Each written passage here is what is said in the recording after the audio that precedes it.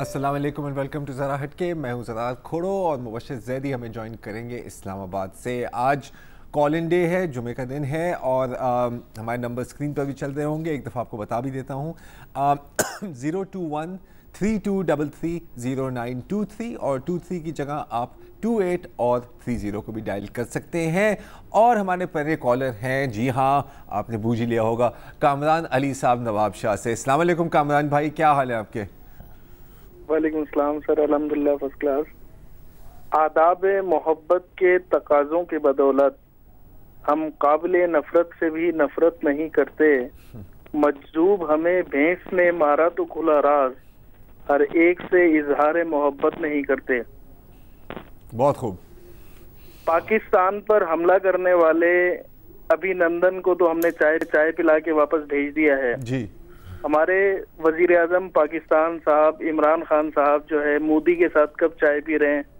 और दूसरा ये है कि पाकिस्तान की जो दिफाई सलाहियत है उसके पीछे F-17 थंडर और सबमरीन्स और फ्लीट्स जो पाकिस्तान के पास है उसमें पाक चीन दोस्ती का एक अहम किरदार है। इस हवाले से आप लोग क्या कहेंगे? देखें, पहला जो आपका सवाल था कि नरेंद्र मोदी और इमरान खान कब चाय पिएंगे, ये तो मुश्किल ही लग रहा है। कम से कम इंडियन इलेक्शन से पहले तो कुछ नहीं होने वाला। कम से कम ये मीडिएशन या पीस के फ्रंट पर अगर उसके बाद होता है तो फिर भी मैं काफ़ी सरप्राइज हूँगा, क्योंकि मुझे नहीं लग रहा कि हमारी ज़िंदगी में हम अमन देखेंगे, बदकिस्मती से। जहाँ तक पाकिस्तान की डिफेंस कैपेबिलिटी की बात है तो जी बिल्कुल, पाक और चीन के बीच में बहुत वसी किस्म की डिफेंस कोलैबोरेशन और कोऑपरेशन भी है और आने वाले सालों में मेरा ख्याल है ये मज़ीद गहरी होती जाएगी। एक चीज़ तो शायद इस पूरे वाक़ये में जो नज़र आ गई है कि जी हम भी एक्शन ले सकते हैं अगर आप इतना प्रोवोक करें तो। I think that covers it. Mubashshir? हाँ बिल्कुल सही है। और देखें, बैनुल-अक़वामी बरादरी कोशिश तो कर रही है कि ये दोनों वज़राए आज़म कहीं चाय पी लें, लेकिन जैसे ज़रार ने कहा कि इंडिया अभी भी एक बेलिजरेंट मूड में है और वो हालांकि हमारा जो गुडविल जेस्चर है पाकिस्तानी हुकूमत का कि अभी नंदन साहब जो हैं वो वापस पहुंच गए हैं, उसके बावजूद वहाँ पर जो है अभी तक टेम्पर जो है वो कम होने पे नहीं आ रहा। लाइन ऑफ कंट्रोल पर गोलाबारी चल रही है और कश्मीर में भी भारतीय हुकूमत जो है अपने मज़ालिम जारी रखे हुए है। तो इस वक्त बैनुल-अक़वामी बरादरी की पूरी कोशिश यही है कि किसी तरीके से इंडिया को ये समझाया जाए कि जनाब आपने जो किया वो फायर बैक हुआ आपके ख़िलाफ़ ही, तो अब बेहतर यही है कि टॉक्स पे आ जाएं। एक और जो डेवलपमेंट हुई है कि सऊदी वज़ीर ख़ारजा आदिल अल जुबैर साहब जो हैं उन्होंने पाकिस्तान आज रात को आना था और मगर अब ये शुनीद है कि वो शायद पहले न्यू दिल्ली जाएंगे, नई दिल्ली, और वहाँ से फिर पीर को वापस आएंगे। तो डिप्लोमेसी भी साथ साथ चल रही है, मगर भारत का जो एक जारहाना रद्द अमल है या जो पोस्चरिंग है वो अभी तक कम नहीं हो रही है। इसी वजह से हमारी फोर्सेस का बार बार ISPR का बयान आ रहा है कि वी आर ऑन अलर्ट और कोई अगर ऐसी खुदा न करे जारियत होती है दोबारा तो we are going to give a strong response. बिल्कुल। अच्छा, जहाँ तक डिप्लोमेसी और डिप्लोमेटिक आउटरीच की बात है ना मुबश्शिर, तो मैं आपकी भी राय इस पे लेना चाह रहा हूँ। ये जो अभी OIC में हुआ है जिसमें वज़ीर ख़ारजा शाह महमूद कुरैशी ने कहा है कि जी मैं नहीं अटेंड करूँगा, हम कोई जूनियर लेवल के ऑफिसर या नुमाइंदे भेज देंगे। मेरी नज़र में शायद ये इस पूरे सिलसिले में पाकिस्तान का फर्स्ट डिप्लोमेटिक मिस स्टेप है। शायद ये बेहतर होता कि शाह महमूद साहब जो बहुत पढ़े लिखे हैं और बहुत उम्दा अंदाज में बात कर सकते हैं, वो वहाँ जाकर सुषमा स्वराज के नैरेटिव को काउंटर करते। मेरी तो ये राय है, आपका क्या ख्याल है मुबश्शिर? मेरा ये ख्याल है कि ज़रा कोई बुरा नहीं किया पाकिस्तान ने, क्योंकि देखिए OIC जो है वो वैसे भी एक इतनी इफ़ेक्टिव डिप्लोमेटिकली रही नहीं है और हमने माजी में भी देखा जब भी मुसीबतें आई हैं तो OIC की आवाज़ जो है वो कोई ख़ास हैसियत नहीं रखती। ये भी है। मैं आपकी बात समझ रहा हूँ बिल्कुल, एक हम सिफारती जो है हमें एक अपॉर्चुनिटी जो है वो गंवानी नहीं चाहिए, मगर इस टेंशन के ज़माने में अगर OIC जो है सुषमा स्वराज को वही रेड कार्पेट वेलकम दे रही है, तो जाहिर है सोचने का बहरहाल मकाम तो है कि क्यों ऐसा हो रहा है। बात तो सही है। चलें, ये डिबेट तो चलती रहेगी। हम अपने अगले कॉलर की जानिब चलते हैं। अख्तर महबूब साहब हैं कराची से। अस्सलाम वालेकुम जी। हेलो जी अस्सलाम वालेकुम। जी मुबशिर ज़ैदी साहब बात कर रहे हैं? तो मैं ज़रार भी बोल रहा हूँ। जी ज़रार साहब, बिल्कुल। अब आप मुबशिर ज़ैदी, ज़रार साहब और खान साहब के प्रोग्राम तो मैं बड़े शौक से देखता हूँ। बहुत मेहरबानी। और मुझे बड़ी खुशी होती है कि आप लोग बहुत सीरियस टॉपिक पर बड़े कूलर अंदाज से रोशनी डाल रहे होते हैं। मैं ये बात करना चाह रहा हूँ कि इस वक्त पाकिस्तान ने इंडिया को बिल्कुल स्क्रीन आउट कर दिया और बेहतरीन किस्म का खान साहब ने छक्का मारा है, लेकिन लगता यह है कि एक बेहतरीन स्ट्रोक खेलने के बाद पाकिस्तान एक इंतहाई डिफेंस पोजीशन पर आ गया और अब जबकि इन छक्कों की अलगार जारी रखनी चाहिए थी, उन्होंने बहुत ही सेफ अपनी विकेट को बचाते हुए खेलना शुरू कर दिया, बजाय इसके कि इसको एक अपनी पार्लियामेंट के जरिए से इसकी एक हाइट क्रिएट करनी चाहिए थी और इंटरनेशनल मीडिया पर उसको बहुत ज्यादा कवरेज देनी चाहिए थी इस पायलट को। लेकिन पाकिस्तान ने फौरन ही डिफेंसिव होते हुए क्या आप समझते हैं कि इससे बहुत ज्यादा बैनुल-अक़वामी प्रेशर था, जिसकी वजह से पाकिस्तान ने फौरन ही इसको इंडिया के हवाले करने का फैसला कर लिया? क्या हम बैनुल-अक़वामी प्रेशर को फेस नहीं कर पाए? देखिए जी अख्तर साहब, बिल्कुल अख्तर साहब, देखिए अभिनंदन को वापस करना तो था एज पर जिनीवा कन्वेंशन। मेरा ख्याल है कि यहाँ पर पाकिस्तान ने कोई गलती नहीं की। हाँ, मैं मान रहा हूँ कि बहुत लोग कह रहे हैं कि जी इतनी जल्दी कर दी, 2 दिन में वापस करने का क्या फ़ायदा था, एट्सेट्रा एट्सेट्रा। मेरी नज़र में ये एक अच्छा जेस्चर था। वो एक अलग बात है कि इंडिया में इसको अल्लाह जानता है कैसे, लेकिन ये स्पिन कर रहे हैं कि पाकिस्तान प्रेशर में आ रहेगा। वो तो सबको छोड़ दे, आधे इंडिया को तो लगता है कि ये यकीन है कि इसने F-16 तैयारा भी गिराया। वो भी एक बड़ी लंबी और मज़ेदार कहानी है, कल शायद इस पर हम बात करेंगे। जहां तक आपने बात की डिफेंसिव की, तो मैं ख्याल है कि आप इसी रिलीज की ही बात कर रहे हैं। एक चीज़ पे मैं आपसे एग्री कर रहा हूं, अभी थोड़ी देर पहले मैं खुद भी कह रहा था कि हमें OIC जाना चाहिए था, चाहे वो एक बिल्कुल ही यूजलेस और नाकस किस्म की बॉडी है तो एक बॉडी, डिप्लोमेटिक बॉडी, वहां पर हमें अपना मौक़िफ़ पेश करना चाहिए था। और मैं एग्री करता हूं वसअतुल्लाह खान साहब से, जिन्होंने कहा था कि हम दस्ती यूएन सुप्रीम सिक्योरिटी काउंसिल के पास जाना चाहिए था, because on paper India has violated an international boundary and bombed an undisputed region of Pakistan. ये UN चार्टर के मुताबिक एक एक्ट ऑफ यूनिलैटरल अग्रेशन बनती है, तो हमें जाना चाहिए था। मुझे नहीं पता कि हम क्यों नहीं गए। तो इस पॉइंट पे तो मैं बिल्कुल आपके साथ अग्री करता हूँ। इस पे मैं ज़रा अगर ऐड करूँ, आज BBC में जो है एक सूते विश्वास जी मैंने पढ़ी है, करेस्पॉन्डेंट है इंडिया के, उन्होंने जो स्टोरी लिखी है उन्होंने बड़ी अच्छी लिखी। उन्होंने कहा कि ये वॉर ऑफ परसेप्शंस है और फिलहाल इमरान खान जो है ये परसेप्शन की जो जंग है वो जीत रहे हैं। और उन्होंने कहा कि बड़ा मुश्किल होगा मोदी के लिए कि वापस जाकर के वही हाइपर पोस्चरिंग रखना, जबकि पाकिस्तान मुसलसल अमन की बात कर रहा है और उनका जो पायलट जो हमने पकड़ा था वो भी छोड़ दिया है। बिल्कुल। मगर वो साथ ही ये कहते हैं कि नोइंग मोदी शायद जो है ये मुमकिन ना हो, मगर उनका ये कहना है कि उनके ऊपर प्रेशर बहुत आएगा इस चीज़ का कि वो अपनी जो एक उन्होंने ब्लेजरेंट मोड में आए हुए हैं उसको थोड़ा सा कम करें। बिल्कुल। अच्छा, आपने मोदी की बात की तो आज की भी ट्वीट्स आपने देखी होगी नरेंद्र मोदी साहब की, वो अब ऑपोजिशन, इंडियन ऑपोजिशन के ऊपर चढ़ रहे हैं। जैसे मैं आपको एक पढ़ के देता हूं, इसलिए a few parties guided by Modi hatred have started hating India, मतलब गदार खेल रहे हैं अब, और कि पूरा मुल्क हमारी फौज के साथ खड़ा हुआ है, ये शक करते हैं हमारी फौज पर। तो आप देख रहे हैं कि ये एक आप समझे कि ये भी एक प्रीएम्प्टिव स्ट्राइक ही होती है पॉलिटिकल अपने ओपोनेंट्स पर, क्योंकि उनको पता है कि अब उन पर सारी तनकीद की जाएगी कि सर आपने ये क्या किया है, आपने अपने आप को ह्यूमिलिएट ही कराया है दुनिया के सामने और अपनी कौम के सामने। तो बेहतर है अब वो यही कोशिश कर रहे हैं कि नैरेटिव को लेके स्पिन कर दें। किस हद तक कामयाब रहेंगे, क्योंकि पूरा मीडिया तो उनके साथ सर यस सर कर रहा होता है, ये आने वाला वक्त ही बताएगा। अगले कॉलर हमें हमारे SM मुस्तफ़ा साहब कराची से। हेलो, अस्सलाम वालेकुम। वालेकुम अस्सलाम। सर जी तीन छोटी छोटी बातें करूंगा, लेकिन आपसे कुछ शिकायत भी है और रिक्वेस्ट भी है कि कॉल पूरा सुन लिया करें। हम जो कहना चाहते हैं उसकी हम भी जो बातें करते हैं कहीं से कंफर्म होता है तब करते हैं, इसलिए कि आपको हमसे ज्यादा इंफॉर्मेटिव होते हैं।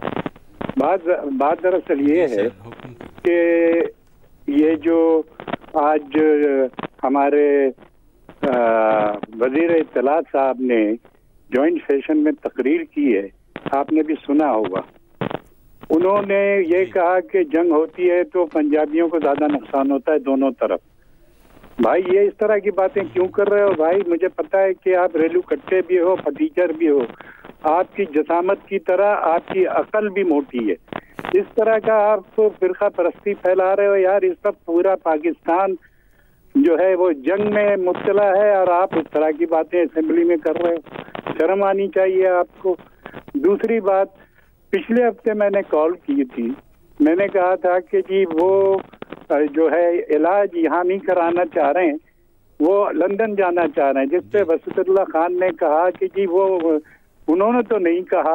बात ये है कि ये जो बातें हो रही हैं कि जी वो ही सर्जन उनकी सर्जरी करेगा, जिस उसके पास हिस्ट्री है, सारी चीजें हैं, वही करेगा। इट मीन्स के जब लंदन में उनकी सर्जरी हुई वही करेगा, तो ये तो अंडरस्टूड होती है सारी बातें। असेंबली में भी यही उठाई जा रही है। सर उसको तो इस्लामाबाद हाई कोर्ट ने उस चीज़ को मुस्तरद कर दिया ना, अब तो वो बात ख़त्म हो गई। अब वो तो नहीं जा पाएंगे, जाहिर है, क्योंकि एक अदालत, बड़ी अदालत ने, अदालत आलिया ने उनकी ये इस्तदा मुस्तरद कर दी है कि मेडिकल ग्राउंड्स पे उनको ज़मानत दी जाए। इसका मतलब है कि वो बाहर नहीं जा पाएंगे। तो मेरे ख्याल में अब ये सिलसिला जो है इसको ख़त्म हो जाना चाहिए। और मुस्तफ़ा साहब, जहाँ तक आपकी बात है तो अनफॉर्चुनेटली मैंने आज फवाद चौधरी की तकरीर खुद नहीं सुनी। हाँ, कहीं मैंने सोशल मीडिया पर जिक्र सुना है, एक दो टिकर देखे हैं और अभी आप बता रहे हैं, लेकिन मैंने कसम खाई हुई है कि जो चीज़ सिर्फ मैंने टिकर और सोशल मीडिया पर देखी हो उस पर मैं कमेंट नहीं करूँगा। मुबशिर, आपने स्पीच सुनी है ये जिसका ये जिक्र कर रहे हैं? हाँ बिल्कुल, पार्टली ये वाली बात मैंने सुनी और मुझे थोड़ा सा अचंभा ज़रूर हुआ और मुझे यही लगा, मैं ऐसे मुस्तफ़ा से एग्री करूंगा साहब से कि जब पूरा पाकिस्तान जो है एक इस वक्त यूनाइटेड खड़ा हुआ है, तो आप ये बात करना कि दोनों तरफ के पंजाब को जो है नुकसान उठाना पड़ेगा या इस तरह बात नहीं करनी चाहिए। लेकिन इसीलिए वो वज़ीर ख़ारजा नहीं हैं और वज़ीर इत्तलात हैं कि वो इस तरह की बातें करते रहें। ठीक है जी, चलें यहाँ पर एक वक्फ़ा लेते हैं और वक्फे के बाद हमारी कॉल्स जारी रहेंगी।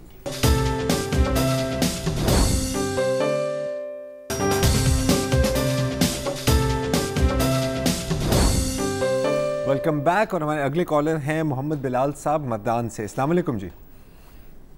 वालेकुम सलाम सर। जी सर, क्या हाल है? ठीक है, आप खैरियत से? ठीक है जी, आप सुनाए? अल्हम्दुलिल्लाह, अल्लाह का लाख लाख शुक्र है जी। जी जी फरमाइए। जी सर फरमाएं। बिलाल साहब, अगर आपका टीवी ऑन है तो बराए मेहरबानी बंद कर दें, क्योंकि उसमें डिले है। आप हमारे से बात नहीं कर सकेंगे। जी मैंने ऑफ किया टीवी। जी जी जी, हुक्म। जी बस आजकल जो मुल्क में हो रहा है तो मैं इसमें कुछ बात करना चाहता हूँ। जी करें, जरूर कीजिए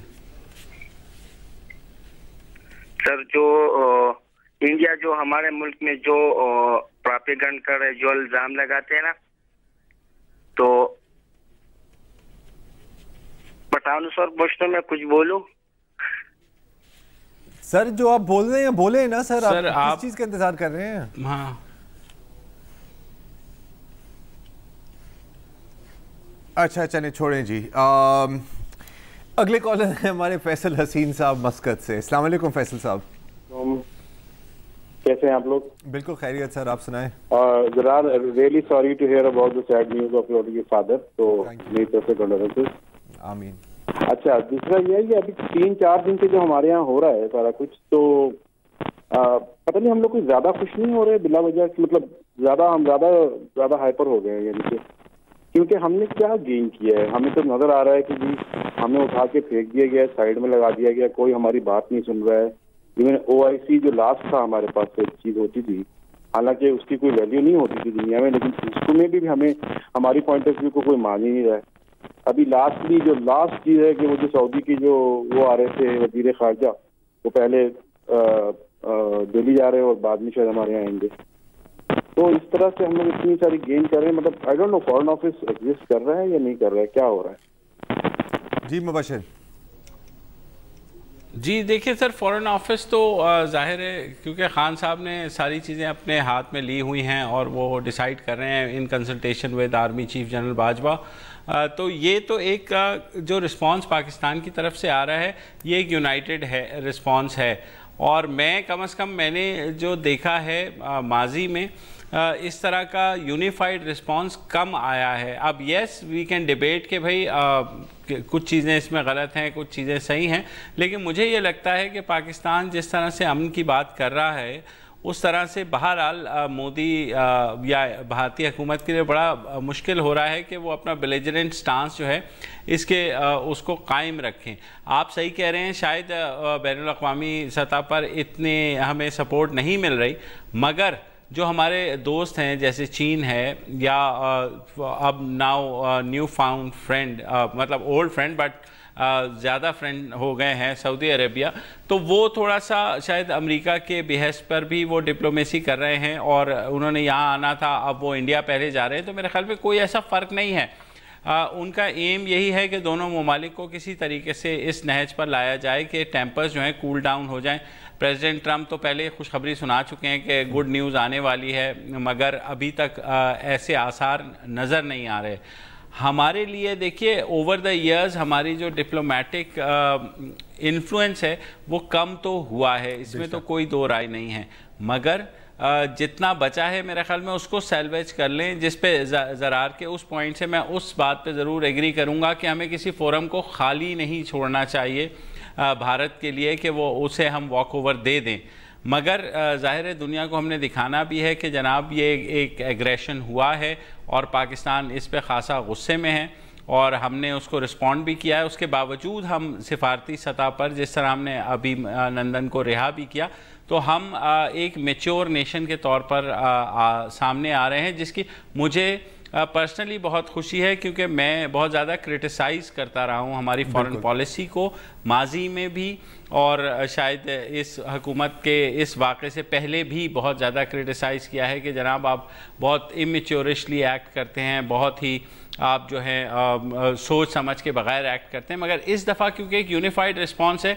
yes there will always be disagreements, कुछ चीज़ें शायद मुझे पसंद ना हो, लेकिन मुल्क जिस राह पर जा रहा है मुझे लगता है कि ये बेहतर रास्ता है। बिल्कुल, और इसी बात पर एक छोटा सा वक्फा लेते हैं न्यूज़ अपडेट्स के लिए और उसके बाद हम वापस आएंगे।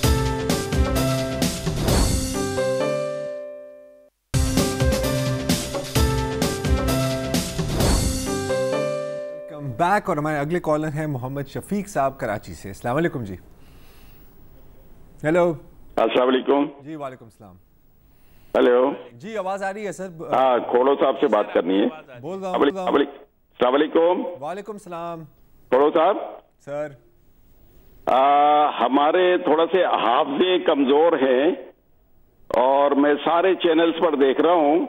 आपने जो कहा कि जी हमें जरूर जाना चाहिए था OIC की मीटिंग में जी, आपको याद नहीं है कि जब एक फॉरेन मिनिस्टर मुसलमान थे वहां पर और उनको इंडिया को दावत दी गई थी OIC में, मैं नाम भूल रहा हूं उनका, ठीक है ना, तो उन्होंने इनकार कर दिया था वहां जाने के लिए। ये कब का वाकया है? OIC ये अराउंड मेरा ख्याल है कि 30-35 साल पुरानी बात है। कांग्रेस के वो फॉरेन मिनिस्टर थे। अच्छा। हाँ, तो ये हमारे किसी चैनल में जो है ना इसका जिक्र नहीं आ रहा है। नहीं तो इससे क्या फर्क पड़ेगा? मुसलमान फॉरेन मिनिस्टर थे वो। नहीं तो उससे क्या फर्क, मतलब 30-35 साल पहले की बात की क्या रेलेवेंस? उस OIC फोरम पर जाने से इनकार कर दिया था कि ये इस्लामिक कंट्रीज का फोरम है। हाँ, तो मैं समझता हूं कि हमारे फॉरेन मिनिस्टर ने सही स्टेप लिया। मुझे समझ नहीं आ रही कि आप इस 35 साल पुरानी कहानी को आज के साथ कैसे लिंक कर रहे हैं, मुझे समझ नहीं आ रही। इसलिए कर रहे हैं कि जी इंडिया ने हमेशा जो है पाकिस्तान की और मुसलमानों की मुखालफत की है जी। तो बात ये है कि वो हमेशा से ये जो है ना, मतलब ये कि मुसलमानों के खिलाफ रहे हैं। हाँ। ठीक है ना। तो हमें जाहिर है कि हमारा अपना जो प्लेटफॉर्म है OIC का, तो कम से कम ये है कि उसको जो है एक हिंदू कंट्री या एक सेकुलर कंट्री को दावत नहीं देना चाहिए थी। सर ये दावत काफ़ी पुरानी है। इंडिया को ऑब्जर्वर स्टेटस मिला हुआ है OIC में। उस वक्त भी मेरा ख्याल है शायद हमने एतराज़ किया था, लेकिन फ्रैंकली स्पीकिंग ये मुझे इसका कोई सेंस नहीं बन रहा कि 35 साल पहले उन्होंने ये किया था तो आज उसकी क्या रेलेवेंस है। मुझे तो बिल्कुल समझ नहीं आ रही इस बात की। दूसरी बात है कि मैं तो अपने मौक़िफ़ पर कायम हूँ कि जितने भी डिप्लोमेटिक ऑप्शंस हैं आपके पास, आपको हर एक इस्तेमाल करना चाहिए। रूट के कोने पे बैठने से कुछ नहीं होने वाला। वैसे ही दुनिया ज़्यादा इंडिया की नैरेटिव को मान रही है, तो अगर आप उनको स्पेस सीड करेंगे वो तो स्पेस लेंगे ही लेंगे। और मतलब फ्रैंकली स्पीकिंग या कोई 4 दहाई की पुरानी कहानी की आजकल कोई रेलेवेंस मेरी नज़र में तो नहीं है। मुबशिर, आपको कोई रेलेवेंस नज़र आ रही है तो बता दें। नहीं, इट्स ऑल राइट। मैं तो मुझे OIC की रेलेवेंस नज़र नहीं आ रही। 35 साल पहले ये भी है तो एनीवे। हाँ, अच्छा चले जी। नेक्स्ट कॉलर हैं हमारे जिब्रान खान साहब, वो भी कराची से। अस्सलाम वालेकुम जी। वालेकुम अस्सलाम sir. First of all condolences to you and your family on your father's demise. Thank you जी। जी, मुझे ना 2 बातें करनी थी। पहले मैं ये कहना चाह रहा था कि इंडिया ने जो अटैक किया पाकिस्तान में 26 फरवरी को, पाकिस्तान की एक तरीके से सॉवरेनिटी को इन्फ्रिंज किया। KP के बालाकोट में उन्होंने अटैक किया, जहां पे ऑब्वियसली उनकी जो क्लेम्स थे बिल्कुल क्या नाम है, बायस्ड क्लेम्स हैं, और वो इंटरनेशनल मीडिया भी अब कह रही है कि हमें सैटेलाइट इमेजरी से भी कुछ नजर नहीं आ रहा। जी बिल्कुल। तो और उसके रात को यानी 26 की सुबह को भी, और रात में फ्रांस हमें एक मैसेज देता है ट्विटर के ऊपर कि हम इंडिया के साथ स्टैंड करते हैं ensuring it's security against cross border terrorism and calls on Pakistan. तो मतलब फ्रांस ऐसी बात कैसे सपोर्ट कर सकता है इंडिया को कि किसी और की कंट्री को सॉवरेनिटी को वायलेट करने पे। सर, ना बाप ना भैया, सबसे बड़ा रुपया। मैं सिर्फ इतना ही कहूंगा आपको। और देखें, ये रियलिटीज होती है लाइफ की। देखें और इस दुनिया की के सही गलत सफ़ेद स्याह इन चीज़ों की कोई अहमियत नहीं होती। अगर अहमियत है इस दुनिया में किसी चीज़ की, वो है पैसे की और पावर की। अगर आपके पास पैसा भी है और पावर भी है, आप कुछ भी कर सकते हो, आप कहीं भी घुस सकते हो। अमेरिका को देख लो, आधी दुनिया पर उन लोगों ने हमला किया है, किसी ने कुछ कर सके हैं? नहीं। अगर कोई और करता तो अभी तक सैंक्शन लग गए होते, ऑक्यूपेशन हो गई होती, कोई जमहूरियत ले आया होता वहाँ पर। दुनिया ऐसे ही चलती है जी। अब हम क्या करें, अनफॉर्चुनेटली इसके बारे में ज़्यादा कुछ हम कह नहीं सकते जी। नेक्स्ट कॉलर है कौन? सॉरी, दोबारा बताएं। ताबिंदा लारी साहिबा। अस्सलाम वालेकुम जी। अस्सलाम वालेकुम मुबश्शिर और रज़ा, आप दोनों को। और आज का दिन मुझे तो बहुत अच्छा लगा, तारीखी लगा। अभी मुस्तफ़ा साहब कह रहे थे कि फवाद चौधरी के बारे में बात कर रहे थे। उनके लिए तो बस इतना ही कहना काफ़ी है कि बक रही हैं जुनून में क्या क्या कुछ ना समझे खुदा करे कोई। क्योंकि इन जैसे लोग अगर किसी पार्टी में होते हैं तो उनको दुश्मनों की जरूरत नहीं होती। दूसरी बात ये कि कॉलर हमारे कह रहे थे हमने क्या पाया इन 3 दिनों में। पहले तो हमने ये पाया कि हमने दुश्मन को ये बताया कि हमें अंदाजा रहता है, हमेशा दोस्त दुश्मन का निशानी याद रखते हैं, निशाना याद रखते हैं। और दूसरी जो बात हमने पाई वो ये कि इन 3 दिनों में हमें पता चला कि हमारे मुल्क में एक पार्लियामेंट भी है और उस पार्लियामेंट में हमारे नुमाइंदे भी हैं। और ये वो नुमाइंदे हैं जो अपने मुल्क के बारे में सोचते हैं, अपनी कौम के बारे में सोचते हैं, अपनी आवाम के बारे में सोचते हैं। वरना जब से इलेक्शन हुए उस दिन से लेके 3 दिन पहले तक हम इस पार्लियामेंट में, हमें नहीं मालूम कि किसी ने महंगाई पे बात की हो, किसी ने अपने टेररिज्म पे बात की हो, किसी ने बीमारी पे बात की हो, किसी ने दहशतगर्दी पे बात की हो। सिर्फ यही हो रहा है उस दिन से इस पार्लियामेंट में कि तुम चोर, तुम्हारा अब्बा चोर, मेरा लीडर अच्छा, तुम्हारा लीडर अच्छा। तो मैं समझती ये हूँ कि अगर इंडिया ने स्ट्राइक किया तो उसने तो भाई हम पे करम कर दिया कि हमने अपनी खोई हुई पार्लियामेंट और अपने खोए हुए नुमाइंदों को जाना कि वो मौजूद हैं, वो हमारे लिए, हमारे मुल्क के लिए बात करना चाहते हैं। वैसे तो इस मुल्क की हिफाजत और इस मुल्क को तबाह बर्बाद करने का जिसका भी शौक है वो कभी शर्मिंदा ताबीर नहीं होगा, क्योंकि अल्लाह रब्बुल आलमीन ने हमें बहैसियत पाकिस्तानी कौम ये हिम्मत दी है, और हमारे जो सरहदों पे हमारे हिफाजत करने वाले हैं उनको भी अल्लाह ने वो जज्बा दिया है जो उन दूसरों के पास नहीं होता। तो ये एक बहुत बड़ा प्राइड फील होता है और अच्छा भी लगता है। तो मेरा ख्याल ये है कि हमने पाया है अपनी कोई भी पार्लियामेंट को कोई नुकसान का सौदा नहीं किया है। और फिर वही बात है कि खुदा महफूज रखेगा मेरे घर को, जो बारिश में शजर से घोंसला गिरने नहीं देता। अल्हम्दुलिल्लाह ये मुल्क भी सलाह। और सबसे बेहतर हमारा मीडिया, जब हम सब कह रहे थे मीडिया का रोल नहीं है और हम इंडिया के चैनल्स देख रहे थे, तो हमें ये अंदाजा हुआ कि हमारे मीडिया ने हमारी जहनी यानी सोच को भी परवान चढ़ाया, हमें किस तरह बिहेव करना है बहैसियत कौम। तो ये इस वक्त जो मीडिया का काम था वो उन्होंने किया। अभी और बात है कि हमारा मीडिया का मिनिस्टर जो है थोड़ा वो एक अलग तौर पे माजूर है, बिल्कुल, लेकिन ये है कि आई कम्प्लीटली अग्री। मेरा ख्याल है कि बहुत अच्छे पॉइंट्स आपने रेज किए हैं। और इसी अच्छी बात पर हम लेंगे एक छोटा सा वक्फा।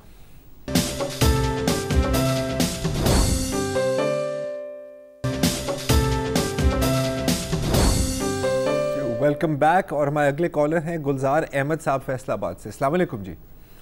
वालेकुम सर। जी सर, मैंने आपसे ये बात करनी थी।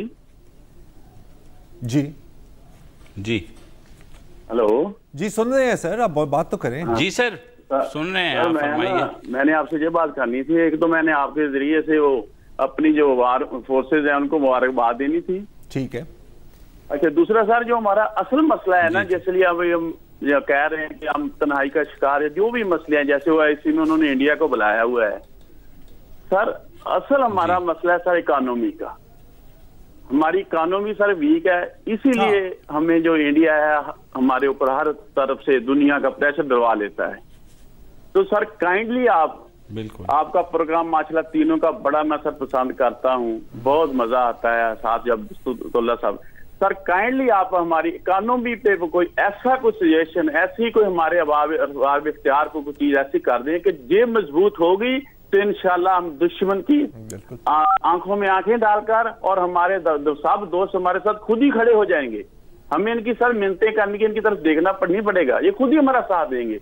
लेकिन जब हमारी अपनी इकोनॉमी मजबूत होगी, जब हम सब खुद इनसे पैसे मांगने जाएंगे, इनसे कहेंगे हमारी इमदाद करो, हमारी इकोनॉमी, तो फिर सर हमें ये क्या हम इनसे बात करेंगे। बिल्कुल तो बस आ जाए ना आ जाए, बस सर थैंक यू। इस पे आप नहीं सर 100% दुरुस्त बात की है आपने, इस पे मैं क्या इजाफा करूं। हम तो दिहाइयों से यही बात कर रहे हैं और मैं सिर्फ इतना कह सकता हूं कि अपनी जितनी भी बातें की है उसके साथ 100% इत्तेफाक करता हूं मैं। You are absolutely right. बिल्कुल। हमारे अगले कॉलर हैं वकास खान साहब क्वेटा से। अस्सलाम वालेकुम जी।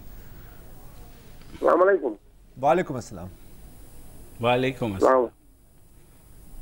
जी सर। सर पहली बात तो ये है कि OIC के इजलास में न जाकर हमारी गलती, हमने गलती की है। खुदा न खास्ता हमारी सफारती तन्हाई मजीद ज्यादा न हो जाए। बिल्कुल हमें OIC के इजलास में हमारे वजीर खारजा को जाना चाहिए था, जरूरी था। 56 इस्लामी ममालिक में किसी ने स्टैंड नहीं लिया कि हिंदुस्तानी वजीर खारजा को नहीं आना चाहिए। तो ये बहुत बहुत खतरनाक हमल है ना। और अब भी जो मुल्की एकजुटती नजर आ रही है खासकर पार्लियामेंट में, हमें भारतीय महाज से कोशिशें तेज करनी चाहिए। और इस दहशतगर्दी के हवाले से जो हिंदुस्तान का मौक़िफ़ है बैनुल-अक़वाम में, उसको सुना जा रहा है। अभी कुछ ममालिक दाइश के सरबराह के नाम को फिर अक़वाम मुत्तहिदा ले जा रहे हैं ना, तो ये भी हमारे लिए फिर एक नया दर्दिसर होगा। तो जैसे शहबाज शरीफ ने कहा कि हमें भारतीय महाज से काम करना तेज करना चाहिए। और तानिया की ये बात दुरुस्त है कि पार्लियामेंट में बहुत संजीदा बहस हुई, लेकिन ये जो गिले कुछ ख्वाजा आसिफ साहब और फवाद साहब ने किए, ये अच्छे नहीं है। इस ये वक्त इन बातों का नहीं है। और खुदा राय तारीख इंसाफ वालों को बोल दे, फवाद को बांध दो, कहें ये इसको खारजा पॉलिसी और हिंदुस्तान के हवाले से उनकी बातें, उनकी बढ़के, ये वक्त नहीं है।